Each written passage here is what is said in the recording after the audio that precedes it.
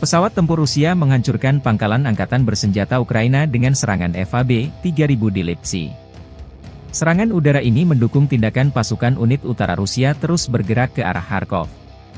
Petugas intelijen mengidentifikasi konsentrasi pasukan musuh di desa Lipsy. Setelah mengirimkan koordinat, musuh diserang dengan bom berpemandu, demikian keterangan video yang diunggah 22 Juli. Perkembangan lain, di wilayah perbatasan wilayah Kharkov, pertempuran sengit terus berlanjut tidak hanya di Volchansk, tetapi juga di wilayah Glubokoye, tempat pasukan Rusia memukul mundur serangan balik Ukraina.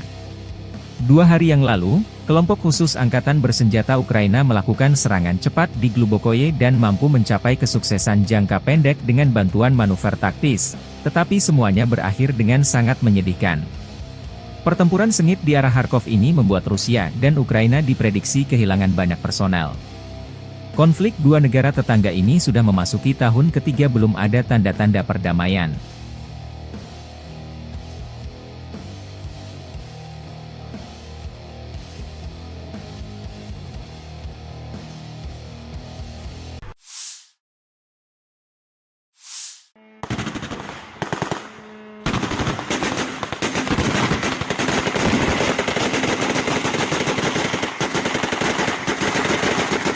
Pertahanan udara Ukraina mengklaim menembak jatuh 35 dari 39 pesawat nirawak serang jenis Shahed Rusia pada 21 Juli malam. Demikian dilaporkan Angkatan Udara Ukraina di media resminya. Selain pesawat nirawak, pasukan Rusia meluncurkan 3 rudal balistik Iskander M dan 2 rudal jelajah KH-59-69. Angkatan Udara Ukraina mengatakan bahwa rudal KH-59-69 tidak mencapai targetnya karena tindakan balasan Ukraina. Militer tidak menyebutkan lokasi jatuhnya rudal Iskander M dan tingkat kerusakan yang diakibatkannya. Secara keseluruhan, pertahanan udara beroperasi di 10 wilayah Ukraina pada malam hari. Tidak ada korban yang dilaporkan akibat serangan tersebut hingga saat publikasi. Pasukan Rusia secara rutin menyerang wilayah sipil di seluruh Ukraina menggunakan drone pesawat nirawak dan rudal, yang seringkali menargetkan bangunan tempat tinggal dan infrastruktur sipil lainnya.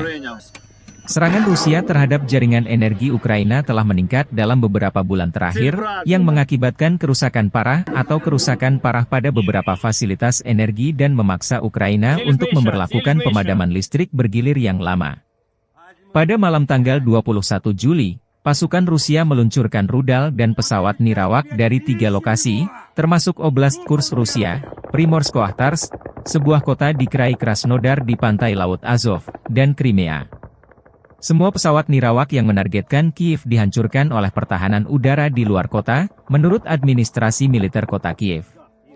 Selama 2 minggu terakhir, ini setidaknya merupakan upaya nyata kelima oleh musuh untuk menyerang ibu kota dengan pesawat nirawak, tulis Serhiy Popko, kepala administrasi militer kota, di media sosial.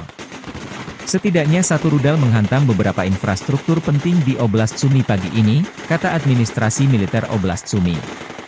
Layanan penyelamatan bekerja di lokasi tersebut pada pukul 7.30 pagi. Tidak ada informasi tentang korban yang dilaporkan.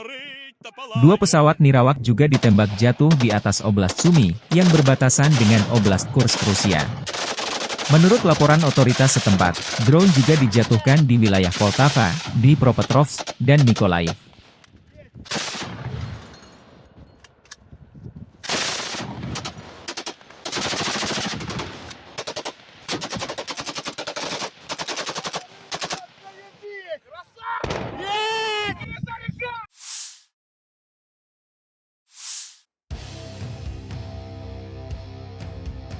Pertempuran sengit dilaporkan berlangsung di New York, di pinggiran Torets, Uzi dan Zelezny, dan di sisi Chazov Yar.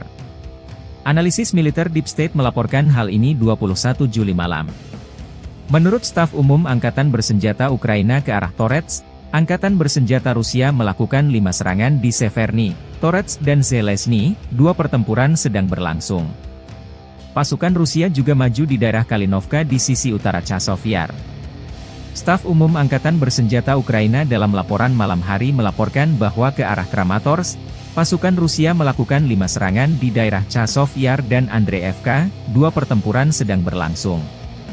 Sementara tentara Rusia bergerak maju di New York dan pinggiran kota Torets.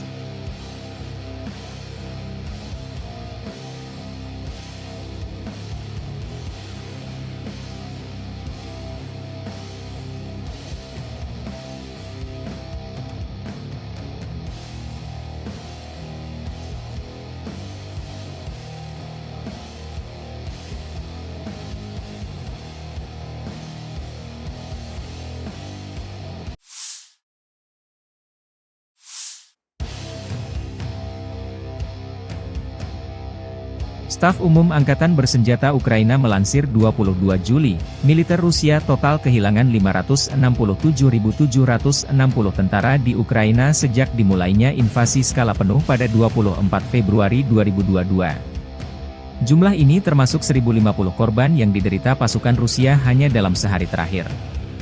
Menurut laporan tersebut, pasukan Vladimir Putin juga total kehilangan 8.284 tank, 15.980 kendaraan tempur lapis baja, 21.138 kendaraan dan tangki bahan bakar, 15.637 sistem artileri, 1.123 sistem roket peluncur ganda, 900 sistem pertahanan udara, 362 pesawat terbang, 326 helikopter, 12.475 pesawat nirawak, 28 kapal dan perahu, dan 1 kapal selam.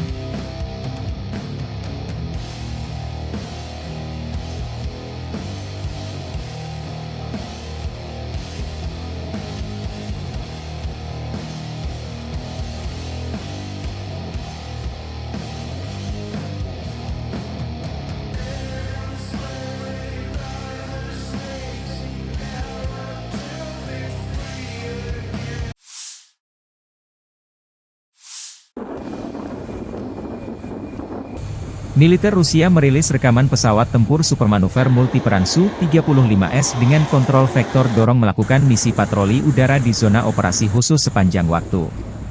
Jet tempur Su-35S jarang muncul di operasi khusus Rusia di Ukraina.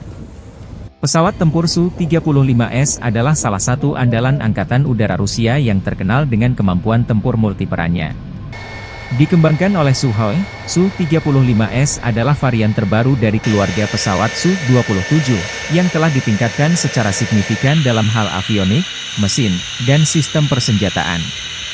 Pesawat ini dilengkapi dengan 2 mesin Saturn Al-41F1S yang mampu menghasilkan dorongan hingga 142 kN dengan afterburner, memungkinkan Su-35S untuk mencapai kecepatan maksimum Mach 2,25 dan jangkauan operasional hingga 3.600 km tanpa pengisian bahan bakar di udara. Su-35S dilengkapi dengan radar irbisi yang canggih, mampu mendeteksi dan melacak hingga 30 target udara sekaligus dalam jarak lebih dari 400 km.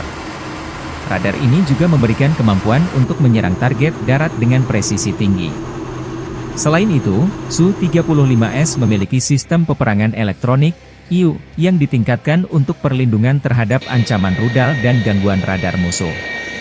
Kokpit pesawat ini dilengkapi dengan display kaca, gelas kokpit, dan head-up display, HUD, yang modern, meningkatkan situational awareness pilot dan efisiensi dalam misi tempur. Salah satu keunggulan utama Su-35S adalah kemampuan manuvernya yang luar biasa, berkat desain aerodinamis yang unggul dan teknologi thrust vectoring yang memungkinkan mesin mengubah arah dorongannya. Hal ini memberikan keunggulan signifikan dalam dogfight dan pertempuran udara jarak dekat.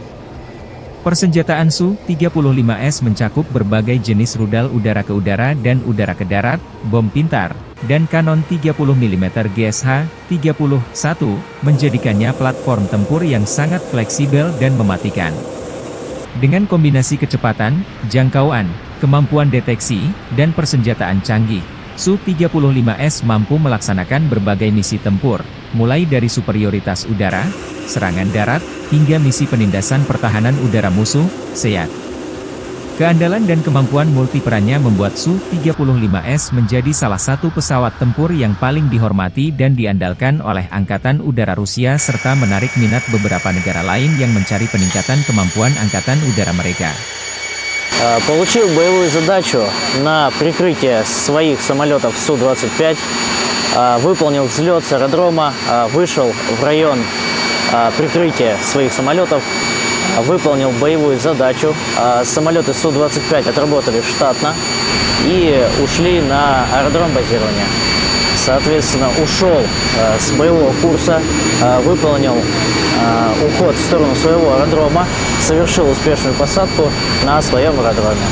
Готов к дальнейшему выполнению боевых задач.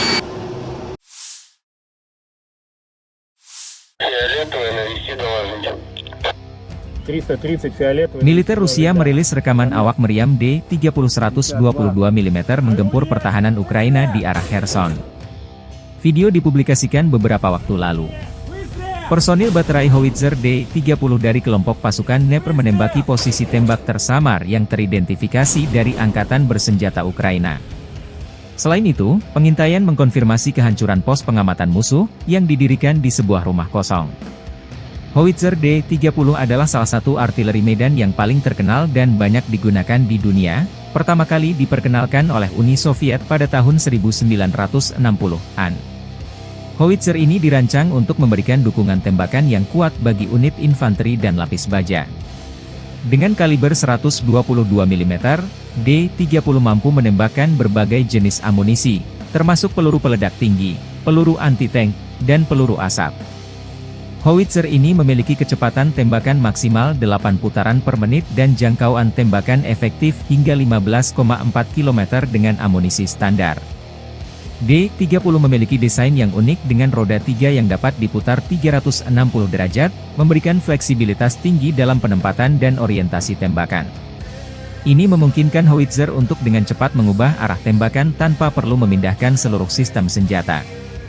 Bobot keseluruhan D-30 sekitar 3,2 ton, membuatnya cukup mudah untuk diangkut menggunakan truk militer atau ditarik oleh kendaraan lapis baja. Sistem recoilnya yang efektif juga membantu mengurangi hentakan tembakan, sehingga meningkatkan akurasi dan stabilitas. Selain digunakan oleh Angkatan Bersenjata Rusia, D-30 juga telah diekspor ke lebih dari 50 negara di seluruh dunia, di antaranya Aljazair, Angola, Armenia, Belarus, Bosnia, Kamboja, Cina, Kuba, India, Iran hingga Irak. Meriam Swagrat ini juga digunakan dalam berbagai konflik, dari perang di Timur Tengah hingga konflik di Afrika. Ketangguhan dan kehandalan D-30 dalam berbagai kondisi medan tempur telah menjadikannya pilihan populer di kalangan militer berbagai negara. Modifikasi dan peningkatan teknologi pada sistem senjata ini juga terus dilakukan untuk mempertahankan relevansinya di medan perang modern. Kemampuan howitzer D-30 untuk mendukung operasi militer dalam berbagai skenario membuatnya menjadi salah satu artileri yang paling dihormati dan ditakuti. Selain keunggulan teknisnya, kesederhanaan dalam perawatan dan operasionalnya menjadikan D-30 sebagai senjata yang efisien dan efektif di medan tempur. Dengan kombinasi daya tembak, mobilitas, dan fleksibilitas, D-30 terus menjadi tulang punggung artileri medan di banyak negara hingga saat ini.